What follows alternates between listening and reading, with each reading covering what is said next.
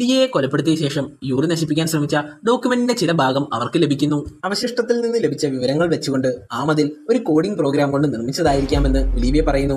സാധാരണമായി ഒരു മതിൽ നിർമ്മിക്കുന്നത് ഒരേ വലിപ്പത്തിലുള്ള കട്ടകൾ അടുക്കി വെച്ചുകൊണ്ടാണ്. എന്നാൽ ഈ മതിൽ അങ്ങനെയല്ല എന്നും ഒലീവിയ കൂട്ടിച്ചേർക്കുന്നു. പെട്ടെന്ന് ആ ഡോക്യുമെന്റിൽ ഉണ്ടായിരുന്ന ഒരു പാറ്റേൺ ടിമ്മിന്റെ ശ്രദ്ധയിൽപ്പെടുന്നു. അതൊരു ഇന്റർവെൽ പാറ്റേൺ ആയിരുന്നു. അതിനാൽ തന്നെ ആ മതിൽ ഒരു പാറ്റേണിൽ ഉണ്ടാക്കിയതാവാമെന്ന് ടിം പറയുന്നു. എന്നാൽ ആന്റൺ ഇത് എന്തിനു ചെയ്യണമെന്ന് ടിം ചിന്തിക്കുന്നു. എന്നാൽ ഇത് കേട്ടതും ആന്റോൺ വർക്ക് ചെയ്തുകൊണ്ടിരുന്നത് എപ്സിലോൺ നാനോ ഡിഫൻസ് എന്ന് പറയുന്ന ഒരു കമ്പനിക്ക് വേണ്ടിയാണെന്ന് ഒലീവിയ മറുപടി നൽകുന്നു. എന്നാൽ നേരത്തെ തീപിടുത്തമുണ്ടായ സ്ഥലത്താണ് ഈ കമ്പനി സ്ഥിതി ചെയ്യുന്നതെന്ന് ടിമ്മിന് അറിയാമായിരുന്നു. അവിടെ നിന്ന് രക്ഷപ്പെടാനായി വീണ്ടും ഫ്ലാറ്റിലെ ദൃശ്യങ്ങൾ ചെക്ക് ചെയ്യാൻ അവർ കമ്പ്യൂട്ടറിന്റെ അടുത്തേക്ക് പോകുന്നു.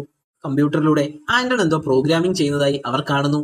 മതില് തുറക്കുന്നതിനായി ഒരു ആപ്ലിക്കേഷൻ മൊബൈലിൽ ഉണ്ടാക്കുകയായിരുന്നു ആന്റോൺ. എന്നാൽ ആ മൊബൈൽ യൂറി നശിപ്പിക്കുന്നതും അവർ കമ്പ്യൂട്ടറിലൂടെ കാണുന്നു. ഒരു ഗെയിം ഡെവലപ്പറായ ടിമ്മിന് അത് റിക്കവർ ചെയ്തെടുക്കാൻ സാധിക്കുമായിരുന്നു. ഉടൻ തന്നെ ആ മൊബൈൽ തനിക്ക് എടുത്തുകൊണ്ടുവരാൻ ടിം ആവശ്യപ്പെടുന്നു. തകർന്നുപോയ മൊബൈലിൽ നിന്ന് ആ ആപ്ലിക്കേഷൻ വീണ്ടെടുക്കാൻ ടിം ശ്രമിക്കുന്നു. എന്നാൽ തങ്ങൾ സംശയിച്ചതുപോലെ ഈ മതിൽ ഉണ്ടാക്കിയിരിക്കുന്നത് ഒരു ഇന്റർവെൽ കോഡ് ഉപയോഗിച്ചല്ല എന്നും അതൊരു ഒപ്റ്റിക്കൽ കോഡ് ഉപയോഗിച്ചാണെന്നും ടിം കണ്ടുപിടിക്കുന്നു. QR കോഡുകൾ പോലെ ഒരു മൊബൈൽ ഫോണിന് മാത്രമേ ഇത് റീഡ് ചെയ്ത് ആക്സസ് ചെയ്യാൻ സാധിക്കൂ. ആ നശിച്ച ഫോണിൽ നിന്ന് ആ ആപ്ലിക്കേഷൻ വീണ്ടെടുക്കുന്നു ടിം. ഉടൻ തന്നെ അന്നയുടെ ഫോണിലേക്ക് ആ ആപ്ലിക്കേഷൻ ഇൻസ്റ്റാൾ ചെയ്യുന്നു. ഇതിനുശേഷം മതിൽ തുറക്കാനായി ബേസ്മെന്റിലേക്ക് പോകുന്നു അവർ.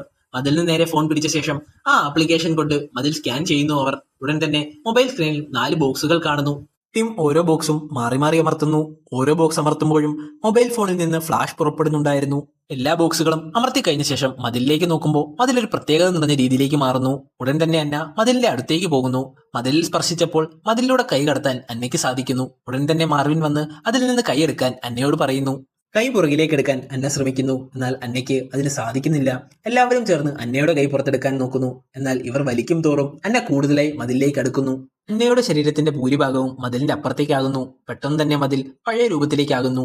ശരീരമറ്റ് അന്ന അവിടെ കിടന്ന് മരിക്കുന്നു. ഇത് കണ്ട് സഹിക്കാനാകാത്ത മാർവിൻ കയ്യിലുണ്ടായിരുന്ന തോക്കുപയോഗിച്ച് സ്വയം മരിക്കുന്നു. എന്നാൽ എന്ത് ചെയ്യണമെന്നറിയാതെ ടിമ്മും ഒലീവിയയും നിസ്സഹായരായി അവിടെ ഇരിക്കുന്നു.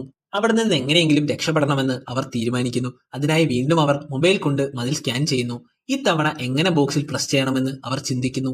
24 രീതിയിൽ ആ ബോക്സുകൾ തമ്മിൽ പ്രസ് ചെയ്യാൻ സാധിക്കുമെന്ന് ടിം പറയുന്നു. വീണ്ടും അവർ ബോക്സിൽ പ്രസ് ചെയ്യുന്നു.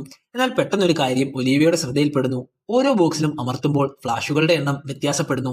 ഒരു കോഡ് നമ്പർ പോലെയാണ് ഫ്ലാഷ് പ്രവർത്തിക്കുന്നത്. അതിനാൽ തന്നെ ആ കോഡ് കണ്ടുപിടിച്ചാൽ ബോക്സുകൾ അമർത്തേണ്ട ഓർഡർ കണ്ടുപിടിക്കാൻ സാധിക്കുമെന്ന് ഒലീവിയ പറയുന്നു.